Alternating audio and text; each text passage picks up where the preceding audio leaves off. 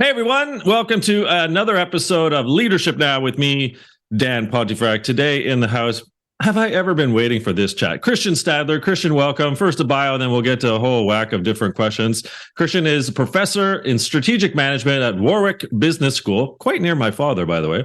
Prior to, he was at University of Bath School of Management, Tuck School of Business at Dartmouth, and Innsbruck University. Christian addresses fundamental strategic questions that enables companies to grow, adapt, and consistently beat their competitors. In his brilliant book, Open Strategy, Mastering Disruption from Outside the C-Suite, he explains how companies can craft strategy in a new, unconventional way, one tailor-made for today's faster, more volatile business environment. Do we even need that today? Yes, we do. His work has been featured thousands of times in outlets such as Harvard Business Review, Sloan Management Review, New York Times, Wall Street Journal, Financial Times, Bloomberg, Business Week, the BBC, amongst a host of others. His research examines how organizations can achieve sustainable competitive advantage. Christian is particularly interested in questions related to one, learning and innovation, and two, diversification of that. In 2021, Thinkers 50 bestowed and shortlisted Christian for the Strategy Award, and in 2013, placed him on the Thinkers 50 radar list. So it's 10 years of being on the radar. I've stared at you for a long time, now a decade, Christian. You possess a really wide-ranging repertoire of insights, interests, research, and opinion, which is why I've been dying to talk to you. So we're going to spend some time today on your specialties. But first, I want to play back something that you've written, and then sort of ask your opinion today, Christian, on it sort of today. So you say the following: formulating and executing sound organizational strategy is difficult work. Strategy is often made by elite teams and thus can be limited by their biases about competitors, customer needs, and market forces. And it can be an uphill battle, though, convincing stakeholders across the company to channel money, time, and energy in a new and unproven direction. Your solution to both the strategy formulation and execution challenges is unique, if not radical. And you say, Christian, open up your strategy process. And I love the word open for so many reasons. So, Christian, why should we be opening up the strategy process to the organization writ large? First of all, thanks for the intro. You made me blush a little bit. Thank you. Another thank you. You picked up a quote which I can still, positively respond to. We all written stuff in the past, which we, find a little embarrassing these days. But that's, with this one, I can really live well with still. Maybe some stats on this first. When you ask around why strategy fails, it is actually most often in the execution side. Tons of surveys in this space, and somewhere between 50 and 90% of the respondents say that the reason for a failure in the strategy domain was because something went wrong in the execution. Now, why is that? I think sometimes it's an understanding question where things that sound really smart and great when you talk about this in the boardroom, maybe when you bring in a consulting firm, once people in the front line hear about this, it's just difficult for sort of, translating this into their operational reality. So that can be one reason. The other one could be is that they don't like what they hear. That they simply think this is not something I want to do here. And people will find ways to undermine strategies if they don't like them. So how can I sort of, make sure that none of those two reasons become a big issue? I think involvement, that's really the answer. Bring people into the discussion, then they have an ability to translate some of those things already in the process, understand them, and they automatically develop psychological ownership if they have a word in the say in this. Numbers to back this up again, we conducted a survey where we asked people who have done open strategy in which way it might benefit them, and 70% of them told us that opening up helped them with getting more commitment around strategic goals. So Christian, one of the things that seems, how might I say that with a tongue of cynicism, is that many organizations are rife with hierarchy, clueless leaders, sycophants, psychopathy, And what you have is essentially still Taylorism at play within the management ranks, yet, and by the way, I'm with you, obviously, so I'm pulling you a little bit, but why is it that open strategy offers this sort of more diverse source of external knowledge, yet it seems so many senior leaders in particular refuse to kind of, open it up and get that buy-in and or just the ideation from people who are at the front lines or even mid-management? So first of all, if the leadership doesn't want it, don't waste your energy. Yeah, it will not work. That's the reality that they have to buy into this process. We've seen, for example, a small engineering type firm in Germany where the CEO was sort of in two minds, but said, okay, we'll give it a shot. Yeah, but then the management team was split. Some of them really felt that they should be the ones calling the shots, and when the results of that process of more of one of those open strategy techniques were not aligned with what they liked, then they really discarded it. And all it does in a situation like this is all those who were involved get more discouraged and more annoyed about the whole thing. So don't do it if the leadership doesn't want it. Now, I would say that actually most leaders are open to this, and I've been speaking and engaging with people across the globe where in some settings it's harder to do this, yeah, because you generally have sort of more hierarchical approach to organizations. But I think what resonates everywhere is the need to involve different important stakeholders. And, you can frame it as such. That takes off the edge if you're in a place where open kind of, doesn't resonate as much as it does with you and me. If you talk about bring those people who really can make or break your stuff to the fold, then yeah, people will say, sure, that's smart. So how does open strategy, if we continue this thread a little bit, differentiate itself, I suppose, or what mechanisms or mechanics does a leader need to employ when you're, a smallish company of whatever, 50 to 100, the mid-size, if it's maybe 100 to 2,000, and then that there's kind of two large levels, right? 2,000 to 5,000, 5,000 and much bigger, which becomes kind of almost multinational in nature. Is there a different playbook that needs to be prescribed by the leader when your size of company is different?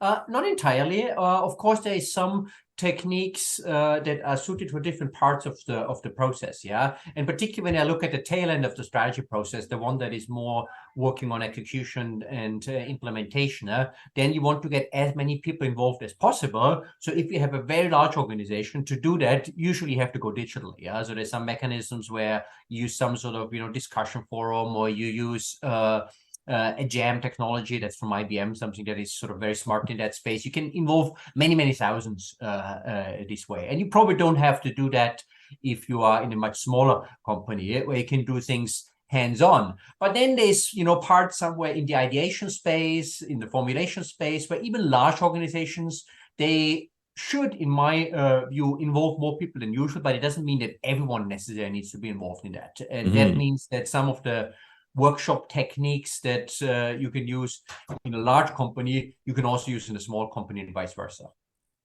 I love also how you just brought up IBM Jam. I mean, the idea, right, of having literally, right, an asynchronous or synchronous jam to unpack, discuss, ideate, sort of unearth, so to say. So what you touched on really is kind of like a process. And so, an academic colleague of yours at INSEAD, Ludo van Heijden, right, came up with FAIR process, right? You engage, you explore, you explain, execute, evaluate. That's a process of collaboration, which itself could be an open strategy mechanism. So, Christian, what are some other tools or techniques or processes that you've seen work that allow that conduit, right, of ideation and input that makes the employee, the team member feel, oh, I'm part of something here. I can help the strategy.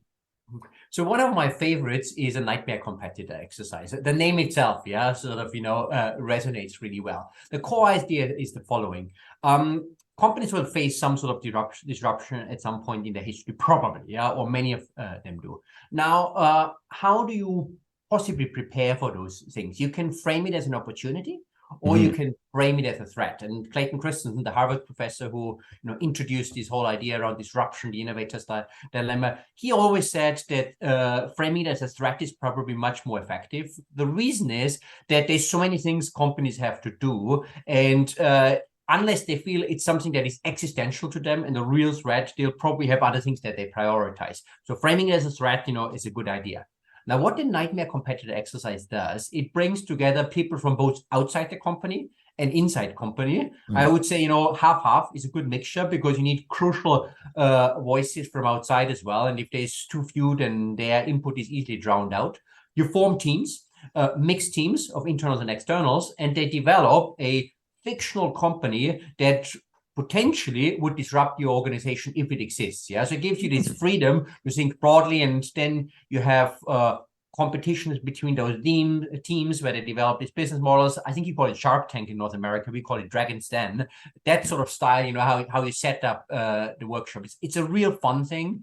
There's a German consulting company who was involved in writing the book as well, and they have done north of 200 of those type of workshops.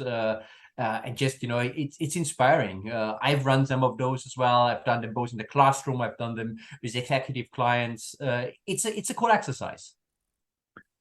I love it. And I have seen that employed rather well here in North America. And just for a point of clarification for listeners or viewers, and Christian, being English, we speak the King's and Queen's English. So in Canada, it's Dragon's Den. We don't do Shark's Tank. That's for our Americans down south. Yeah. Anyway, that's okay. My apologies. Yeah. That's okay. No, honestly, I'm just making sure people understand. Well, what's a Shark Tank? And anyway, we're all good here. Okay. Now we're going to dovetail into a bunch of different threads here, because you're just so wide ranging, as they say, in insights, research, and opinion. I'm curious, Christian, your current take today. Sort of here we are in 2023. We're 3 years post-pandemic, or kind of still in a pandemic. Really, the World Health Organization hasn't called this whole thing off yet. So I'm curious what you're noticing, the signals, the bat signals, if you will, from your research and your working and dealings with companies and students and leaders.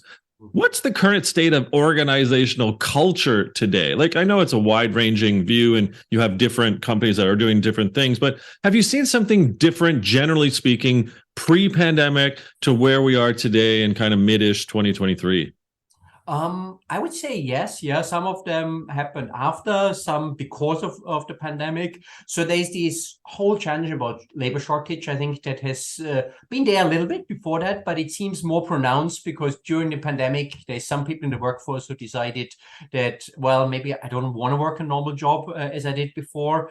That kind of accelerates that. Now it gets mingled with very difficult political questions around migration that most companies notice is necessary, but it's not usually a vote winner in most Western countries to be very pro migration. So that's sort of a big topic which companies labor about. Yeah, no pun intended here.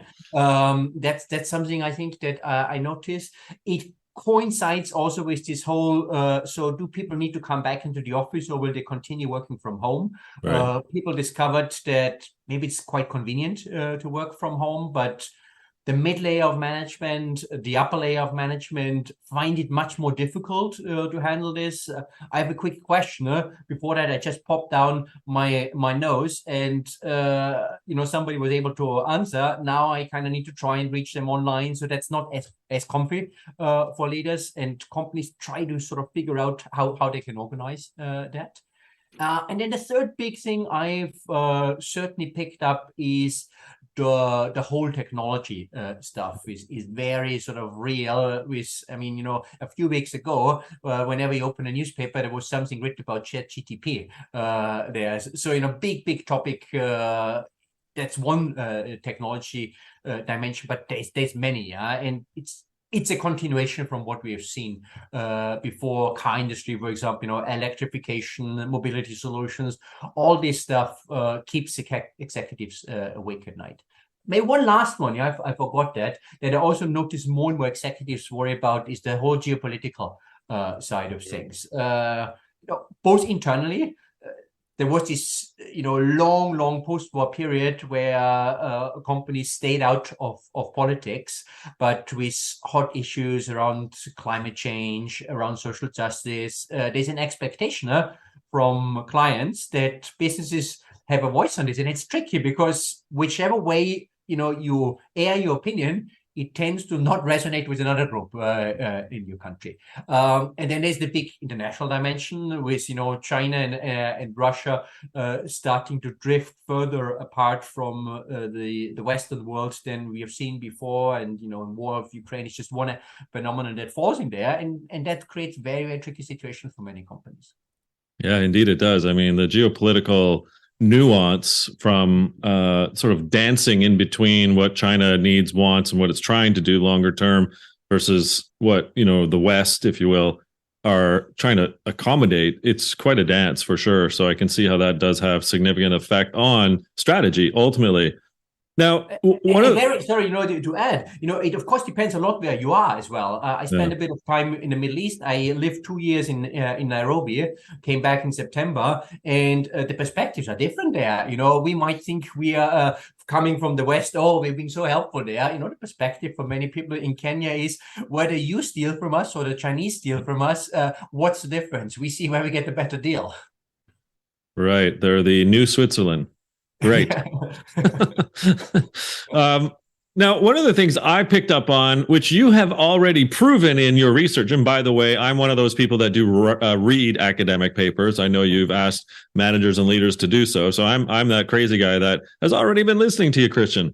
So you've actually studied intra-firm geographic mobility, and you've proven that organizational performance actually can be enhanced by the conduit of the transfer of knowledge when one said employee is plucked up, put into another unit or even another geography and another unit, because it creates, I'm assuming, stronger weak ties or stronger ties themselves, the knowledge transfer itself, the blossoming, if you will, right, of that currency of intellect and collective intelligence. So my question for you, I suppose, knowing that your research proves that there is benefits to intra-firm geographic mobility, what is it that today's organizations should be thinking about from the appetite and the thirst and the perspective of young people who are Gen Z and or millennials that are actually kind of yearning for those experiences? And so should we be doing, Christian, things like, more job tours of duty and kind of internal Fiverr and Upwork and kind of gig economy and just transfers of people into other units so that we can increase XYZ? Do we do that, Christian? And what do we increase of XYZ if we do that? I mean, I love the idea. My older son is sort of at the very tail end of the Gen Zs, yeah. So he's a 2012 born, obviously far away still from work, and he's been traveling widely, loves it, yeah. The experiences you pick up when you live somewhere else, how to replicate, yeah. So companies need to make this possible. Absolutely, yeah. They will benefit from it. It helps them to tap also into maybe new geographies. Yeah, when we talked earlier about labor shortage being an issue, by some of your people having spent time in a geography they maybe would usually not go to, they make some connections and figure out, well, maybe, how we can start an office over there and work with people, kind of make a cultural fit that I didn't think of or couldn't think if I haven't lived there. So definitely, get people travel. By the way, my eldest as well, born 2003, and has been doing those tours during her degree. So I can completely relate as a father of a Gen Z and them wanting these experiences, which is partially why I asked. So thanks for being personal as well about your own son. Now, I'm going to almost rapid fire a couple other questions here. So hope, you've written previously that hope is a powerful emotion. Smart business leaders, they know this and they use it to rally the troops. And sort of you have this kind of three-prong approach about hope, about hiring people with higher levels of hope than you possibly. Second, needing to kind of create an environment that's conducive to hope. And then thirdly, the communication being inspiring and hopeful. So I need some hope, Christian. I do. And I'm sort of leaning on you right now to help me understand why hope is important and what can we do, inclusive of your three strategies, right, to sort of inculcate this sense of hope that not all is lost and we're actually on a more hopeful trajectory than we were sort of 3 or 5 years ago. Well, you are in North America. You guys are much more hopeful than us Europeans anyway. We tend to be much more miserable and think everything is going downhill. I don't know, young people that I meet, and I do, particularly, my students, they're still very optimistic. They see opportunities out there. And, I've been teaching in Dartmouth. I've been teaching over here. I've been teaching in Africa. And that's a trajectory I see everywhere. Maybe more so even than the millennials. Yeah. So the kind of, Gen Zs, I think, start to be a bit more positive. Again, I read something about this yesterday. And the argument there was that it's partly to do with if people have more information, then they're more confident, and that kind of gives them also that certainty that they can make things work. They have less of an imposter syndrome. Now the Gen Zs, they've not been around when there was no Google. In other words, they have much easier access to information than you and me had as we grew up.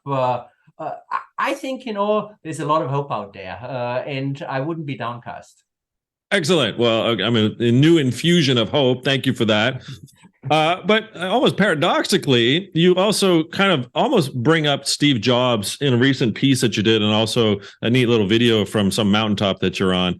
And Steve Jobs famously said, it's really hard to design products by focus groups. A lot of times people don't know what they want until you show it to them. And you say, don't listen to your customers. And you sort of go on to describe some reasons. So I'm asking you, Christian, why should we not be listening to customers? And tell us a bit about how that relates to hope, strategy, culture, and so forth. Okay. Not because customers would be more or less stupid than us, but because they're precisely as stupid as the two of us. My point here is, it's really hard to articulate what you really want and what you like. Often you don't know. There was a famous experiment done in Southern California where people were asked why they're saving energy. And, they came up with reasons like, we want to do good for the environment. The next thing that team of researchers did, they sent out little probes and different probes to different households with explaining in some reasons, okay, it's good for you to reduce your energy need because that's good for the environment. And some people got this little prompt that your neighbors started to save energy as well. And guess what? The main driver of why people were actually saving energy when they started to measure it after the little prompts was the neighbors did it as well. Yeah. So we don't want to look bad in front of our neighbors. But I don't think that people viciously lied first when they responded to the survey. They just sort of didn't think like this. Now, what's the implication?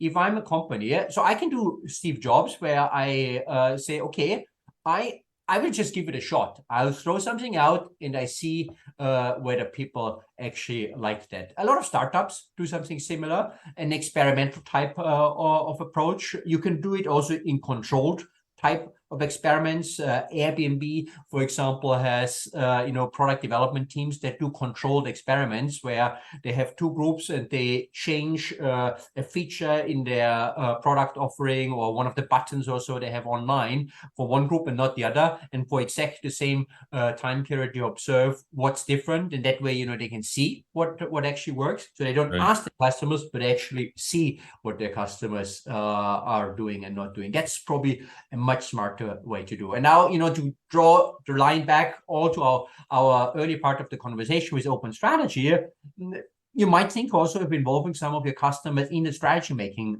process, because that's a much deeper conversation than just sending out a survey. And I think in that conversation, customers will be in a position to sort of, give you the kind of inputs that are truly helpful for you. It always requires as well, Christian, is this fair to say, some patience, because when you do A/B testing and you're looking to sort of almost validate through that creativity results and kind of almost coming up with other incubating new ideas, is patience one of the virtues that it's required for this to actually happen materially positive? Of course, yeah, because things never quite work out maybe as you plan. There's a million things that you tried, only one will work. Yeah, patience is a big one. Yeah, I don't have it personally, but it's a good one to have. Neither do I. Squirrel. I mean, I'll be distracted till the end of time here because I'm so excited about new things. Okay, two last questions. So the penultimate one here, I'm going to date both of us, but 10 years ago, you wrote a really seminal piece in MIT Sloan Management, called "Why Good Leaders Don't Need Charisma." And in it, you're sort of providing evidence that charismatic business leaders typically possibly can outperform or not outperform their ordinary counterparts over the long run. So tell me a bit about today, 10 years later. Is charisma winning or is it not? You get outliers, yeah, and I think that's true then as much as it is today. You might be lucky and you hired Steve Jobs, where this guy is going to bring the organization to a place you never go without him, or you would have never find that space. But likewise, it's possible you hire somebody who brings you in a direction where you absolutely don't want to go. The charisma, in a way, pulls people along, and they might not, the usual kind of defense mechanisms that they have up there are not quite as strong then. And in the long run, the risk, I think, of getting it right with the charismatic leader is higher than the benefit of having somebody who's a solid team player who doesn't think that he or she will just do it alone. I mean, how big is the chance that you happen to hire the next Steve Jobs? Just put all your money in the lottery and probably your chances are higher. And being struck by lightning in the same day, I think is possible. Exactly. Yeah, exactly. Okay, so I want to end with, I think, a mutual admiring individual in our lives. And I was fortunate enough to meet him twice at a Drucker farm in Vienna, and that's Charles Handy. Oh. And we've both living off of the shoulder, the giants of his shoulders to a degree. And you brought up something pretty profound in sort of your recently poignant observation of Charles, and the notion of going for a walk. And it kind of ties back to my earlier question about patience. And so I guess just on a reflection basis here for you, Christian, sort of what has Charles Handy meant to you, but also just the notion of the walk that you point out, and sort of, the example you're using is sort of being in North America, and I think specifically in Boston, and sort of opening up to his guests, let's just go for a walk, let's go to the Boston Commons and let's walk around a few times. I thought it was so, I know you're paraphrasing Charles, but it was such a Charles Handy example. It's like you couldn't get more personified of Charles Handy, this walking legend of patience and observation. Yet more often than not, the guy is right when it looks at the management techniques, right, of what we should be doing. So I'm just curious, your thoughts live, right, about Charles and sort of the idea of Charles and the walk and patience. So this is a story that he told via video at this year's, was it this year? Last year already. Last year's Trucker Forum. And I think he's too frail, is getting old, so he couldn't travel actually to the forum, and therefore he sent the video. So the story is that he is with some friends in Boston, and he suggests after lunch, let's go for a walk. And Americans like goals, yeah. So they asked, so where do we go? And Charles says, no, we go for a walk. And they said, yeah, but we need to know where we go. Maybe we can even drive there, yeah, so we don't have to go. And Charles sort of realizes, these people need a bit more direction. So he tells them, okay, we walk first clockwise, and then we walk counterclockwise around the Boston Commons, the park in Boston. So they do that. They go on the walk. Then when they come back, the man of the house, the husband, takes Charles aside and says, at first it was quite odd for me to go on this walk. But as I did, I started to think about my life. And I realized that I actually don't like what I'm doing. So I want to go back to college and become a teacher. But don't tell my wife, she doesn't know yet. Beautiful story, I think, yeah, where essentially what Charles is telling us, we need some unstructured activities, and walks seem to be particularly good in this, where we just sort of, stroll around, let the mind flow, and occasionally some really good ideas come from this. Others, might do that under the shower. That's fine as well. But the core point is you just don't always follow a particular goal. You don't always want to achieve something. And in this unstructured way, better and more solid things come about. I like that. And as you said, I think that's very characteristic of him. What a beautiful way to end this. Thank you for that so much, Christian. This has been just a highlight, a thrill, and continue to learn a lot from you. Where can we find out more about the great Christian Stadler? Maybe one of the easiest ways to either follow my LinkedIn newsletter or Forbes. I write there. Usually, I try once a month a piece there. So check that out. My latest one came out this morning, and I've written about whether managers should doubt. So that's maybe a piece to pick up. Well, I don't doubt you, Christian, and big thanks for you to be on the show today. Again, I look forward to the next one, and hopefully we clink glasses either at the Drucker Forum and or Thinkers 50 Forum later on in 2023. Thanks for doing this. Thanks for having me. Bye.